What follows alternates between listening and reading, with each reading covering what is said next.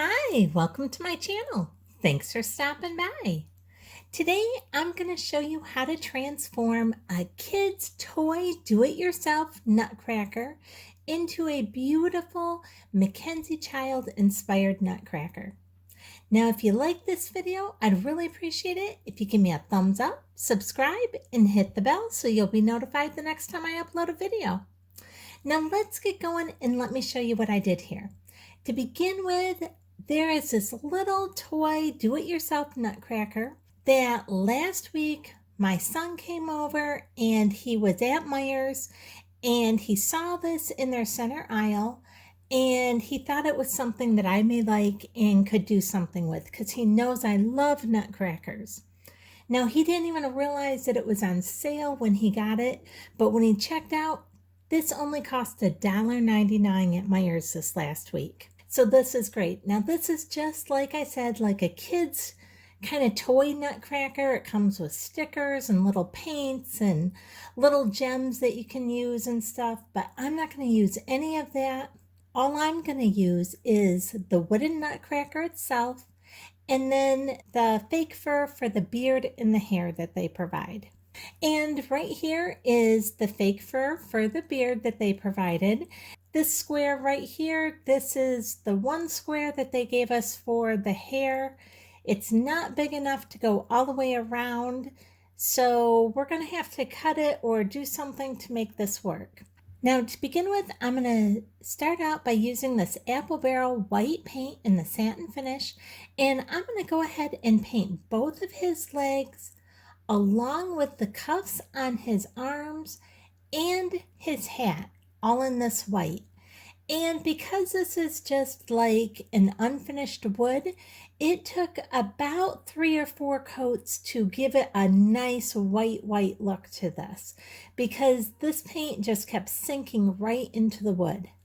And you can see here, I'm just giving these legs another coating here.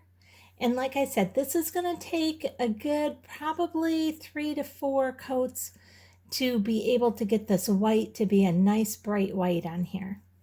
Now once I have his legs all done, I'm going to go ahead and do the cuffs on his arms. Now I'm not being super careful with the paint at this point. I'm just trying to get my paint on where I'm going to have my paint be. Now I'm going to go ahead and using my pencil, I'm just going to kind of draw the pattern that I want on my nutcracker here. So right here in front, I'm going to just make this triangular shape in the front of what will be his coat area. And now I'm going to do the same type of triangular shape going up. So this is really kind of putting a W on here. You can see it kind of comes down and back up and then down and then back up as far as I can with his sword kind of in the way there. I just skip the part where the sword is and then continue on at the top part of his sword. And you can see how that kind of makes a W. And those are going to kind of be like tails on the coat, on his coat in the front there. I'm going to go ahead and paint those outside portions that make the upside down triangles. I'm going to paint those white. And now I'm going to paint his whole entire hat white as well. And again, make sure you go ahead and give all this white 3 or 4 good coats. Now once it is all dry, what I'm going to do is I'm just going to take my pencil and starting right at the edge of his shoe here, I'm going to draw a straight line all the way up his leg. And I'm going to go ahead and put about 1/4 inch stripes all the way around. It's going to look like nice, great big thick stripes on his legs.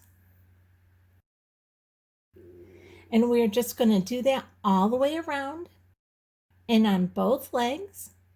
And like I said, these stripes, they're going to be about 1/4 inch. Now once that's done, I'm going to go ahead and add some thinner stripes on these white upside down triangular portions on the front of his coat here. And after I do my vertical lines, making sure all my vertical lines are evenly spaced apart, then I'm going to go ahead and make horizontal lines the same thickness going right straight across on these portions as well, just like what you see me doing here. We want our checks to be evenly sized, so you want your vertical and your horizontal lines to be about the same thickness.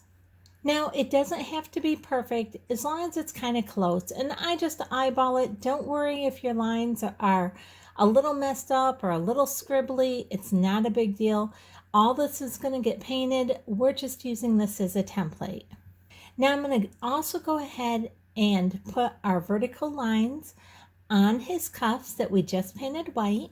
And then we're going to go ahead and put 2 lines going all the way around his cuffs horizontal, so that we end up with little squares on his cuffs as well that we can also turn into our checks. I decided to go ahead and do the shoulder portion all white as well, and then I just did lines going up and down, evenly spaced apart. Now with this hat, I've decided that we're going to go ahead and put the check pattern on the brim of his hat, but not on the standing part of his hat. So I'm going, and the first thing I'm going to do is make these vertical lines, keeping them evenly spaced apart. And when I put a line at the front of his hat, I go ahead and put a matching line at the back of his hat, as if that center portion of his hat was not there, hampering me drawing a straight line all the way through. Now when it comes to your horizontal lines, what I'm going to do is I'm going to follow that brim of his hat. The brim of his hat is kind of curved, so I'm going to go ahead and just following that same curvature, I'm going to go ahead and just put a slight curve on our horizontal lines, following right along the side of his hat there. And then just like how we did the vertical lines, when I placed one at the front of his hat, I placed an equal one at the back. We are going to do that same thing with our horizontal lines going across his hat. If I make a line on one side of his hat, I'll go ahead and make a correlating line on the other side as well. And let me give you a little bit of a closer view. You can kind of see now. You can see my lines are not perfect, but they're pretty even. So all my squares are fairly even. And now what we're going to do is we're just going to take a regular Sharpie, and I'm going to go ahead and outline every line that I've placed on him with our pencil. I'm just going to go ahead and draw it with our Sharpie. Now you can kind of see all of our lines drawn on here, and it's a lot easier to see with a Sharpie than when it was just a pencil. And you can see my lines are not perfect. They don't have to be. This is just our rough template of getting our lines on here, so we kind of know where we're going to be painting. Now once that is all done, all I'm going to do is take some of this Deco Art Americana paint, and this is in the Tuscan Red. And I meant to show this bottle, but I forgot to show that to you. But this is the Tuscan Red color that I'm using. And you can see I'm painting both of his sleeves on his arms. Then I'm going to go ahead and I'm painting the whole inside of the Nutcracker portion where the mouth and everything is. I'm going to paint both sides inside there, the top of his tongue, underneath his tongue, that whole wooden piece that sticks out the back, and the whole back of his coat is all getting painted red. And now I'm going to be using some of this Deco Art Americana Holly Green, and I'm going to use this for this front triangle portion at the front of his coat here, and I'm going to be using this on his chest portion of his coat, and that's why I did not completely paint that top portion red yet. My camera gave out when I was actually using my pencil and drawing on my shape here, but you'll be able to see it's kind of a sideways shape triangle that I'm going with the coat part here. And I'm going from right by his underarm down to the bottom of his belt for the bottom portion of our triangle. And then I'm going from that underarm all the way to right below his mouth there. And you can see there how it's making that triangular shape. And I'm going to do this on both sides of him. And anything that I paint on him, I will be making sure that it always gets at least 2 coats. And now you can kind of see how the green goes. And it's kind of like really wide lapels on his jacket there. Now letting that totally dry, I'm going to go ahead and I'm also going to use this green on the bottom portion right around the base of him. It's kind of a little beveled edge, so I'm just putting this holly green just on that little beveled part. And now once that is done, what I'm going to do is I'm going to come back through with our red once again, and I'm going to fill in all the portions on his coat on this top part that did not get colored red before. I'm going to go ahead and fill those in now. And I'm using one of my tiniest brushes to be able to get into some of these nooks and crannies here. Now next I'm going to use some of this Deco Art Americana in the ebony black, and I'm going to go ahead and paint on the stripes of his pants. And this is really going to give those pants that MacKenzie Child look, because MacKenzie Child, you'll know that they use a lot of stripes and they use a lot of checks, and they also use a lot of your diamond shapes. And I'm just being real careful now with the black. With my white and stuff, I wasn't being super careful with, but now that I'm using the black, we're starting to get a little bit more detail in here. So I am doing this a little bit more careful so I'm not getting way outside the lines or anything. Now, if I do, it's not a big deal. We always do touch-ups at the ends, but I'm trying to be a little bit more careful with using this black here. Now you'll notice I painted the feet black as well as the stripes on his pants, and I kind of flip them over and I'm doing his whole underside here all in black as well. Now the reason I like to do this underside is because if I decide at some point I want to put him on my Christmas tree or on my fireplace or something where somebody could be sitting lower than him looking up, I want that to have a completely finished look to it. Now you'll notice here on his arm, there's a black smudge there because I didn't quite wait long enough for all his paint to dry before I started painting again. Now going back to our black color here, I'm going to paint just the tall portion of his hat. I know we just painted this white and I thought about leaving his hat white up there, but I decided I like the black better, so I'm going to go ahead and give this a really nice coat of black. And like I said, just make sure you give enough time for all your paint to completely dry so you don't get the smudges and everything like what I have in some parts on him here. Now you can see here, I'm going ahead and I'm painting his belt also in this black. And now I want to be real careful here at the top and the bottom of his belt because there is just a little ridge at the top and at the bottom. And I want to make sure that's all painted, and just using smaller brushes and going slow, you'll be fine. You can use as small of a brush as you want. And like I said, don't worry, you can see I have smudges on here. That's all going to clean up just fine. Now you can see I also went ahead and painted his whole sword, and I paint the underside of his sword in the black as well. Now, once we're done with that, we're switching over to his hat here, and we are going to go ahead and paint our courtly check type pattern onto his hat.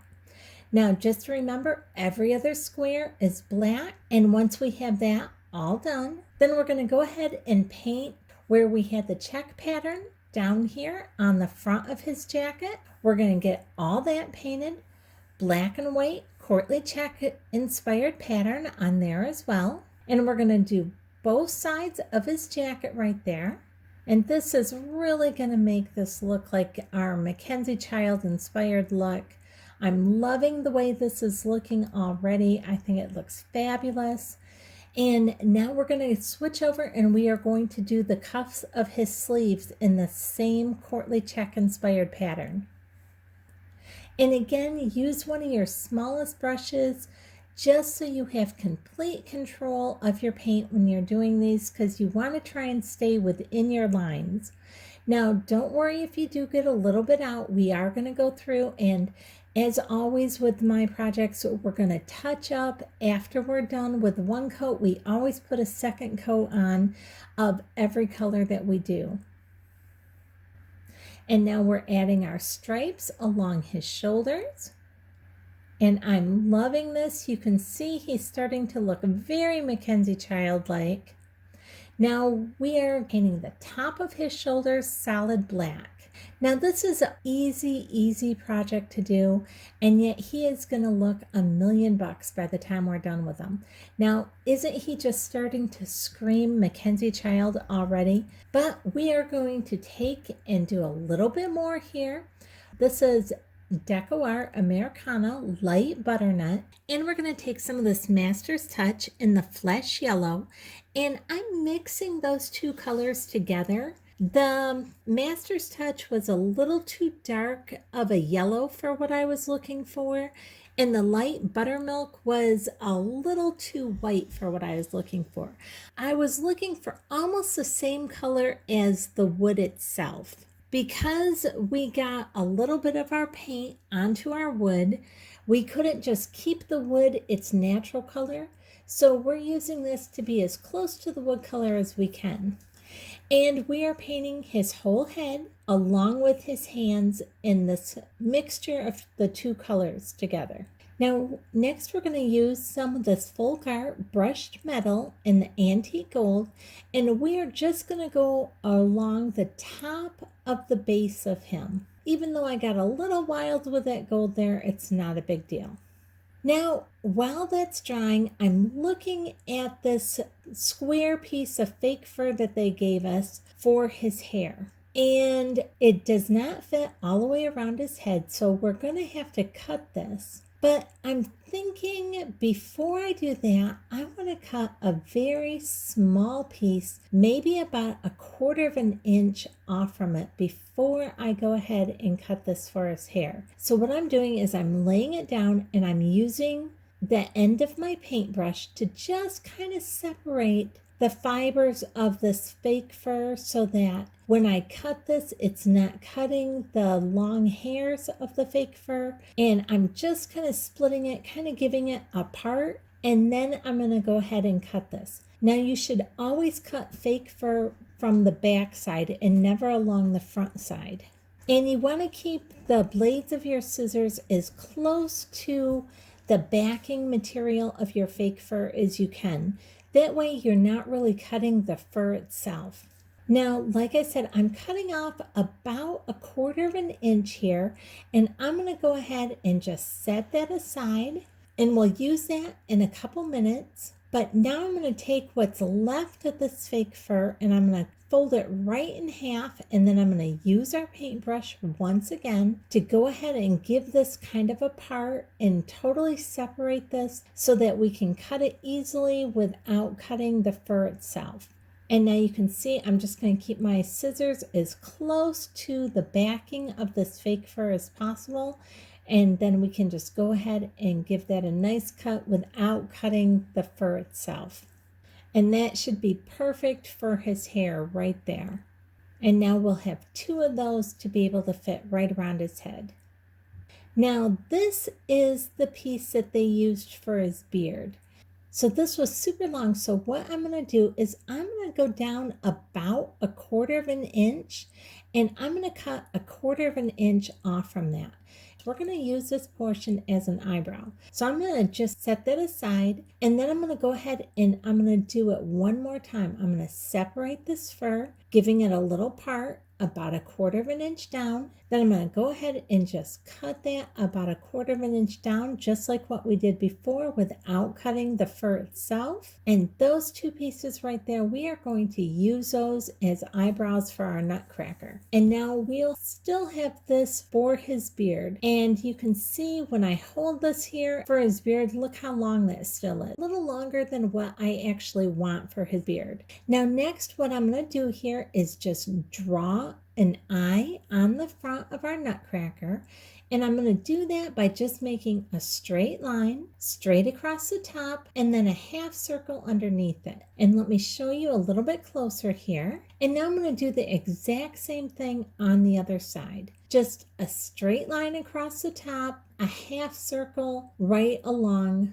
underneath it. And you just want to make sure that your eyes are evenly spaced apart from your nose. You don't want one to be really close and one really far away. Now we're going to use some of our white paint once again, and we're going to go ahead and color in his whole eye. And again, we're going to give this about 3 coats so that it totally covers well and we have a nice white portion of his eye.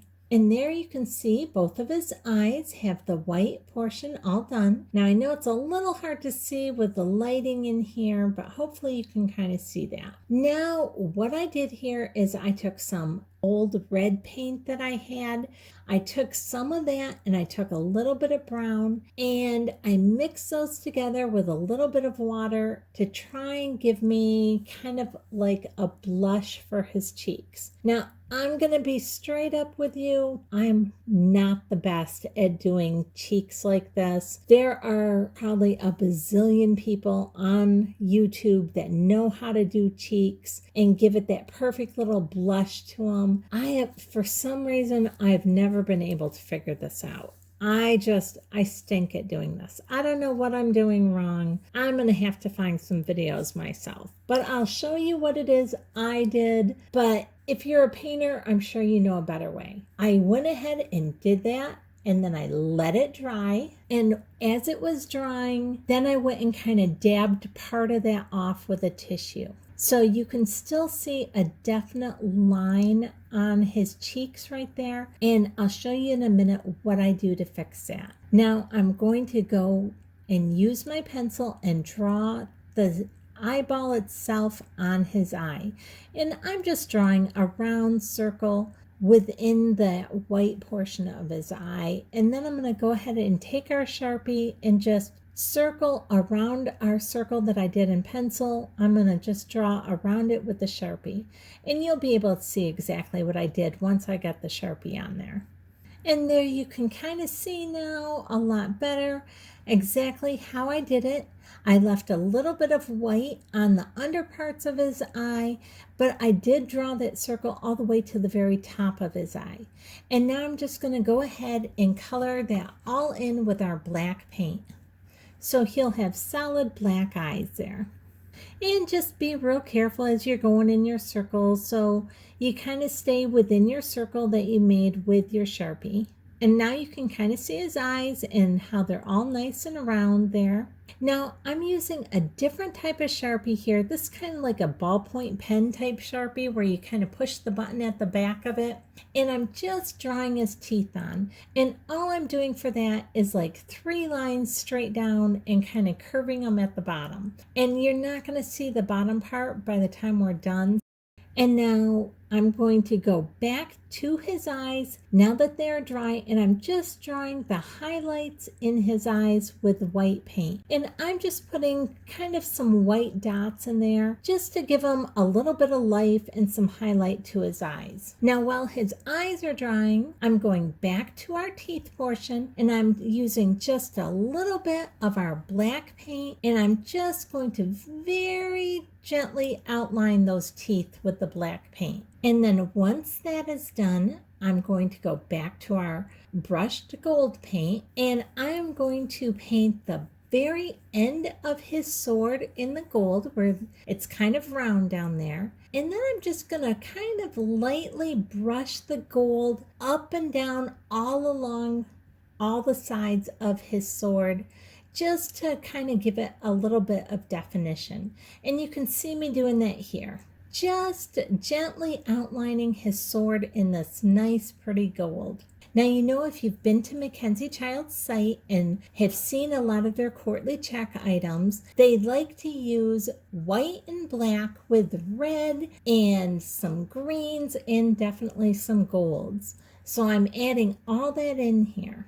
Now what I'm doing here for his shoes, I just have this little pin. This is just a quilting pin, and I'm using the ball on the end of it. You could use whatever you have that can just make a little dot, and I'm just putting 4 little dots on the top of his shoes, just like that.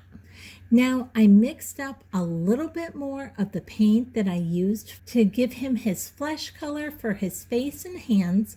And now I'm just very lightly putting that all around his cheeks where we kind of gave him those little bit of rosy cheeks.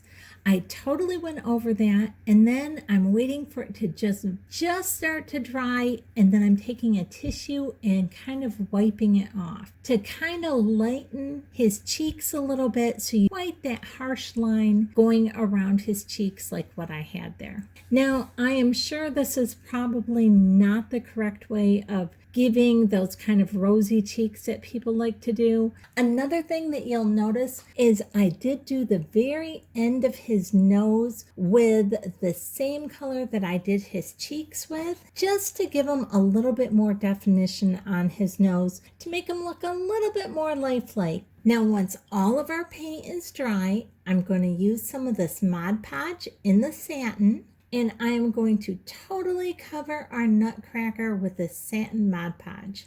Now, once that's all dry, I'm going to use some of this gold ribbon that I picked up at Hobby Lobby, and this was only $1.99 for this spool of ribbon, and this is so pretty, this beautiful gold ribbon here. And what we're going to do is we're just going to kind of measure each side of these green triangles on the chest of his coat here, and I'm going to cut a little piece of ribbon for the exact length of each side of this green kind of lapel part of his jacket. And then we're just going to put a little hot glue on our ribbon, and we are going to hot glue our ribbon right down to each side of his jacket there.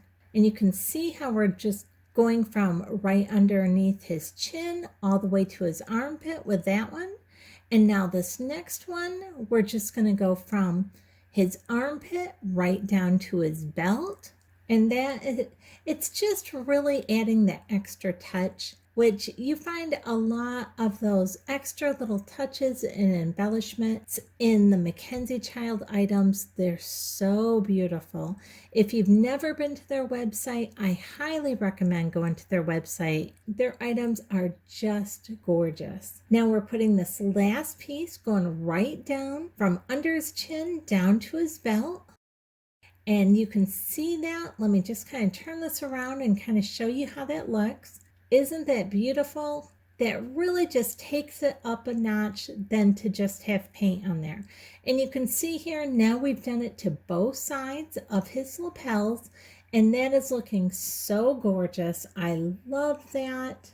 And now I'm just going to check his beard here and just seeing with the length of it. Like I told you before, I think this beard is way too long, so I'm going to go ahead and cut quite a bit of this off, maybe about a ½ inch or so. I just thought it was way too long. I want it to be to about his belt, not to the bottom of his coat part, because I want to go ahead and outline all these parts on the bottom part of his coat in the ribbon like what we just did with the top portion.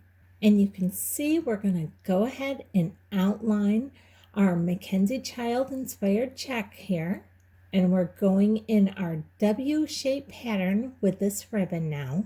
And there you can see that on the bottom, and you can see it on the top, and he is looking so spiffy. I'm loving the way he looks. He's just looking gorgeous.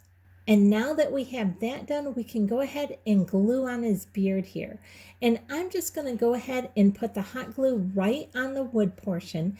And I'm not trying to make sure that all his teeth can show. All I want is just the slightest bit of his teeth. So I'm going to put his beard up quite high. And you can see there, you can just barely see his teeth on there.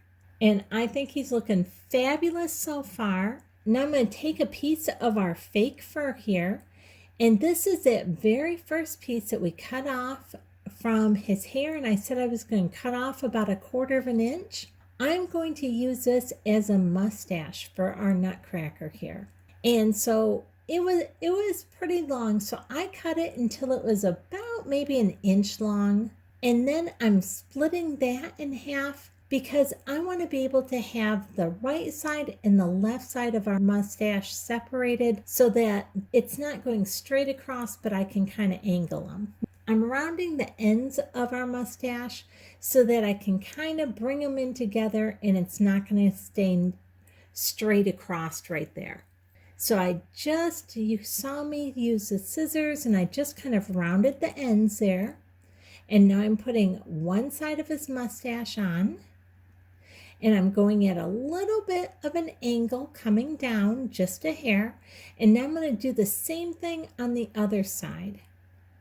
And this is, again, one of those elements that take him up a notch from your regular Nutcrackers that just have the painted mustaches on. This is like one of those elements that you'll find in the MacKenzie Child's Nutcrackers that make it more expensive. Now we're going to take this piece that was for his hair and I'm just gluing one side and I'm going to stick that on to the side of his head right there. And about where his ear would be is right about where I'm going to put that. And I'm making sure that glue is adhered all the way down, following that round portion of his head. So it's adhered at the top all the way down to the bottom of that hair. And now once that part is on, now I'll go ahead and put glue all the way around this fake fur portion in a complete square, as what you can see I'm doing here. That way we can go ahead and adhere this to his head and make sure that it doesn't fall off. Now when you pull this, just make sure you tuck this top part in underneath his hat.